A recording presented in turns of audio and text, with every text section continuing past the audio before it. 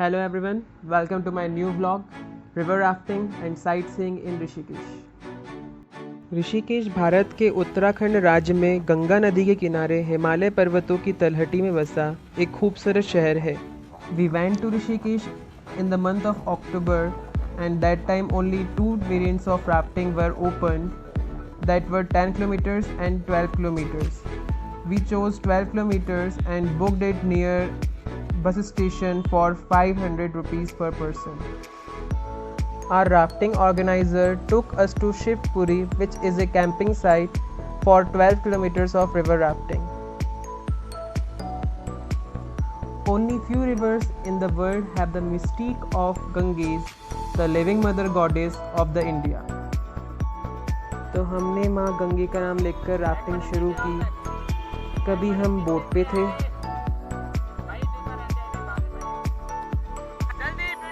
तो कभी हम नदी में तैर रहे थे.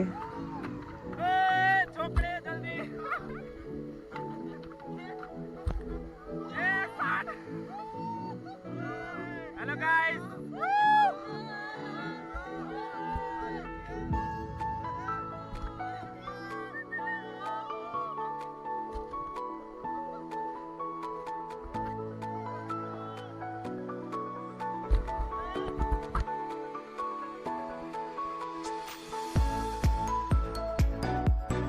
तो कभी हम नदी में छलांग लगा रहे थे.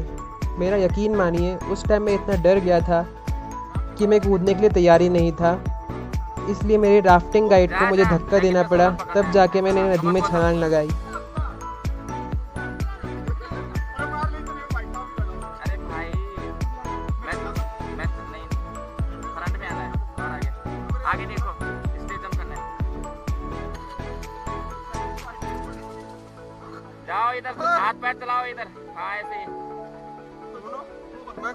Difficulty levels of river rafting are graded from 1 to 5, 1 being the easiest one while 5 being the toughest one. Variants of river rafting are also differentiable by the rapids occur during rafting. 12 kilometre वाली river rafting में कुल 3 उतार आते हैं, जिनके नाम हैं double trouble, T of और क्लब हाउस.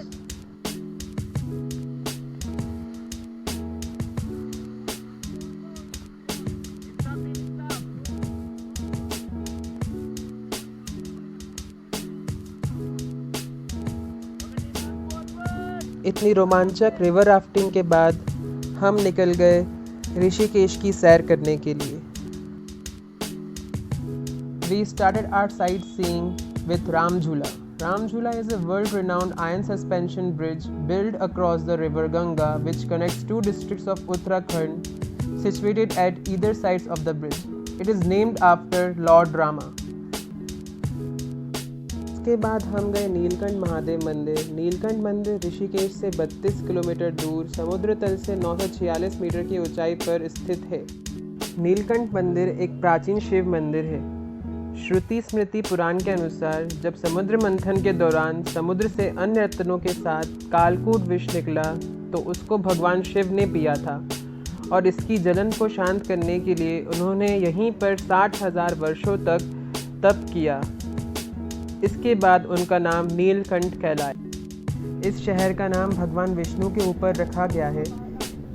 ऋषिकेश का किसी भी ऋषि और उसके बालों से लेना देना नहीं है. ऋषिकेश का मतलब होता है इंद्रियों का स्वामी, द लॉर्ड ऑफ सेंसेस, जो कि भगवान विष्णु हैं. ऋषिकेश की सैर में हमारा अगला पड़ाव था लक्ष्मण झूला. लक्ष्मण झूला भी राम झूला की तरह आयरन सस्पेंशन ब्रिज है, जिसका निर्माण 1929 में हुआ था. ऐसा कहा जाता है कि भगवान राम के छोटे भाई लक्ष्मण ने यहीं पर गंगा नदी को एक जूट की रस्सी से पार किया था और इसलिए इसे लक्ष्मण झूला कहा जाता है. इसके बाद हम लोग लक्ष्मण झूला के नज़दीक ही स्थित त्र्यंबकेश्वर मंदिर में गए. यह 13 मंजिला मंदिर भगवान शिव को समर्पित है. इस मंदिर की ऊपरी मंजिल से माँ गंगा और ऋषिकेश नगरी का बहुत ही अद्भुत दृश्य देखने को मिलता है.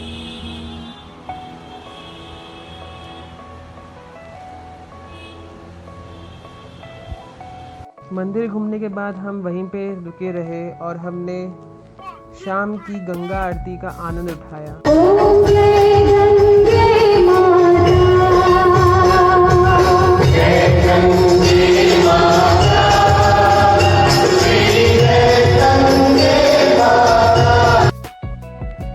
त्रिवेणी घाट ऋषिकेश का एक प्रसिद्ध घाट है।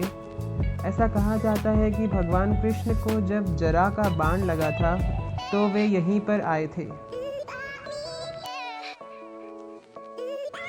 गंगा आरती के बाद हमने कुछ समय तट पर बैठकर गंगा को निहारते हुए बिताया।